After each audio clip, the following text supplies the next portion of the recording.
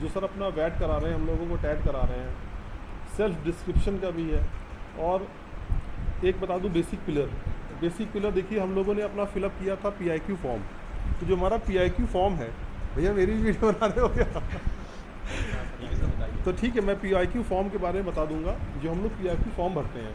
तो देखिए आप उसमें ये सबसे पहले देखिए पूछ क्या रहा है आपसे, आपके परिवार में कितने सदस्य हैं, है ना, सिबलिंग्स के बारे में पूछ रहा है। इट मीन्स सबसे इम्पॉर्टेंट चीज़ है कि यहाँ पे आ गया अपनी फैमिली के बारे में हमको जानकारी होनी चाहिए। और SSB के जो इंटरव्यू जितने भी कंडक्ट होते हैं, कोई भी इंटरव्यू ऐसा नहीं जाता है जिसमें कि आपके परिवार के बारे में ना पूछा जाए। तो आपके PIQ में देखिए एक वो फिलअप है, और आपकी पढ़ाई के संबंधित भी पूछा जाएगा। आपके PIQ में जो आपके परसेंटेज है, उससे एक उनको आइडिया लग जाएगा कि जो ये सामने इंटरव्यू दे रहा है, इनका पढ़ाई में कैसा रुझान रहा है। उसी प्रकार से क्वेश्चन पुटअप होगा। और ये तो ऑलरेडी हम लोगों को सर ने बताया था कि आपके अगर उसमें परसेंटेज कम है सपोज़, तो एक्स्ट्रा कोकुलर एक्टिविटीज़ में आपका जो पार्टिसिपेशन होना चाहिए वो थोड़ा हाई होना चाहिए। तो interviewing officer he will think yes, student जो है he is average in studies but very good in extra cocurricular activities, वो आ गया। फिर आपका देखिए जैसे हॉबी हो गया, तो क्या है, देखिए ये जो फ्रेम है ना आपका PIQ वाला, इसको आप मन में अच्छे से रखो कि आपने क्या क्या उसमें फिलअप किया हुआ है। Then when you are writing your वैट, when you are writing your TAT, तो आपको टैट लिखते हुए आपका जो आंसर लिख रहे हो, स्टोरी बना रहे हो, तो एक बार माइंड में रिकॉल करो कि आपने PIQ में जो अपनी हॉबीज़ लिखी हुई हैं, जो उस वहाँ पे आपने एक्स्ट्रा कोकुलर एक्टिविटीज़ लिखी हैं, क्या उससे मैचिंग करके कोई स्टोरी बना सकते हो आप? तो ये क्या है, एक जो साइकोलॉजिस्ट आपकी जब TAT चेक करेगा, जब आपकी सेम प्रोसेस आपको WAT वैट के दौरान भी ध्यान रखना है कि आपने PIQ में अपने बारे में क्या क्या इन्फॉर्मेशन दी है। By chance I am average in studies, मैं एक एवरेज स्टूडेंट हूँ, लेकिन मेरी जो टैट बन रही है टैट, उसमें मैं ऐसे दिखा रहा हूँ कि बिल्कुल मैं तो एकदम स्कॉलर हूँ और मैंने टॉप कर दिया यूनिवर्सिटी। क्या हुआ? अब देखिए PIQ में आपने अपने आप को एज अ एवरेज स्टूडेंट दिखाया, लेकिन आपने टैट में दिखा दिया कि आपने टॉप कर दिया है। तो ये थोड़ा सा विरोधाभासी आ गया ना। तो ये चीज़ को थोड़ा सा आपको डिफेंस फोर्सेस में अफसर बनने के लिए उन्हें एक ऐसा इंसान चाहिए जिसको वो ट्रेन कर सकें। ठीक है, आपको ट्रेनिंग के लिए वो बैठे हुए हैं, लेकिन उनको ऐसा विद्यार्थी चाहिए, एक ऐसा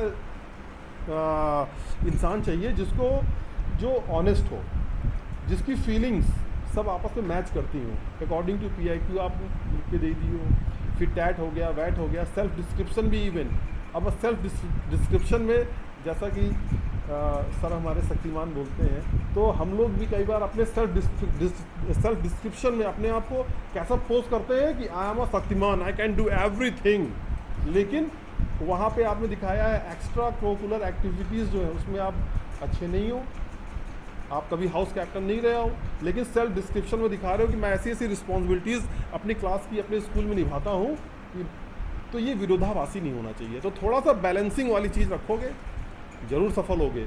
और आप सब लोग, इसीलिए मैंने कुछ देर पहले कहा कि भाग्यशाली आप सब लोग लकी इसलिए हो कि इस उम्र में एग्ज़ाम फेस करने के पहले जो SSB का एक्सपोजर आप लोग ले रहे हो, ठीक है, तो that is known as effective intelligence. तो इफेक्टिव इंटेलिजेंस का फादर है वो, that is a union set. ठीक है, बड़ा है, क्या है? एक्सपोजर जीवन में जितनी जगहों घूमने जाते हो आप, वो एक्सपोजर है। अब वो लाइट वाला जैसे एक इंसिडेंट हुआ था उस दिन, रेगुलेटर क्या हुआ, अपने स्विचेस ऑफ थे फ़ैन के, मुझे अच्छा लगा, सर ने मेरी तारीफ़ की।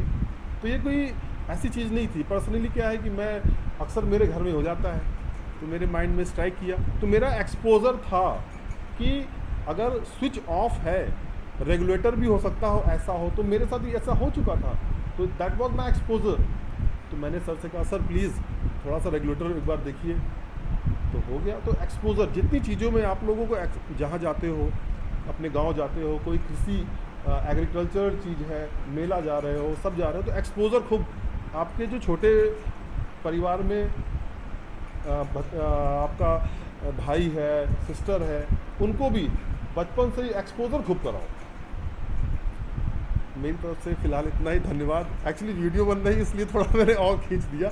कुछ पूछना चाहते हो पूछ सकते हो। बस मैं यही कहूँगा, प्लीज़ जो मोस्ट इम्पॉर्टेंट चीज़ है, जो बैकबोन है, पावर ऑफ एक्सप्रेशन, ठीक है, मौखिक रूप से बोलने की ताकत, प्लीज़ खूब समय है आप लोगों के पास, ठीक है, इसको आप लोग बढ़ाओ, नंबर 1। और दूसरी चीज़ मैं कहूँगा, अपने विचारों को लिख करके जो आप प्रोड्यूस करते हो उसमें कोशिश करो इजी सेंटेंसेस लिखो, इजी वर्ड्स का उपयोग करो, हार्ड वर्ड का मत यूज़ करो कि स्पेलिंग ही मिस्टेक कर लो। वो वर्ड्स लिखो लिखने में कि आपकी स्पेलिंग मिस्टेक्स ना हो बिल्कुल भी। तो दैट ये वो जो है एक बहुत अच्छा इंप्रेशन डालेगा ड्यूरिंग योर जो आप PIQ अपना फिलअप करते हैं, जो आपके टैट हैं, वैट हैं। और ऐसे आपको बहुत सी प्रॉब्लम्स आएंगी जब वैट WAT जब आप करोगे तो उसमें काफ़ी वर्ड्स की मीनिंग नहीं समझ में आएगी। तो एक्सपोजर देखो आपको यहाँ पे जो SSB का मिल रहा है, तो माइंड एक ये भी रेडी रखो कि वर्ड एसोसिएशन की जो सर ने हम लोगों को PDF भेजी हुई है, तो पहला आप एम ये रखो कि क्या मुझे इन सभी वर्ड्स की मीनिंग आती है कि नहीं आती है। पहले आप सबकी मीनिंग समझो और स्टोरी बनाते अपना सेंटेंस बनाते वक्त अपने PIQ को ऐसे माइंड में एकदम रिटेन किए रहो PIQ, क्योंकि आपका इंटरव्यूइंग अफसर भी आपसे PIQ से संबंधित ही प्रश्न पूछने वाले हैं। और अगर उससे पूछा प्रश्न व्हाट इज़ योर हॉबी, आपने हॉबी में कुछ लिखा है, बता कुछ रहे हो, तो PIQ माइंड बिल्कुल रेडी रहना चाहिए। फिलहाल मैं एक लास्ट बताना चाहूँगा, उसके बाद मैं अपनी वाणी को विराम दूंगा। जब मेरा SSB हुआ था तो मेरी SSB के दौरान इंटरव्यूइंग अफसर ने मुझसे पूछा था कि मैंने उसमें बॉक्सिंग लिखा था, तो पूछा कि ये जो बॉक्सिंग होता है आप लोग जो कोर्ट, ही सेड बॉक्सिंग आप लोग जो कोर्ट में करते हो क्या ठीक रहता है, ऐसे करके मुझे उसने जो वर्ड यूज़ किया था वहाँ CO कोर्ट यूज़ किया था। तो मैंने एटवांस कहा बिकॉज मुझे बॉक्सिंग आती थी, बॉक्सिंग करता था, मुझे मालूम है बॉक्सिंग जिस जगह पे खेली जाती है उसको क्या बोलते हैं, वेरी गुड। तो देखिए the interviewing officer is going to cross check you कि वेदर रियली आपने अपना जो हॉबी, अपना जो गेम लिखा हुआ है, रियली यू नो। शाबाश, very good answer. Okay, thank you so much.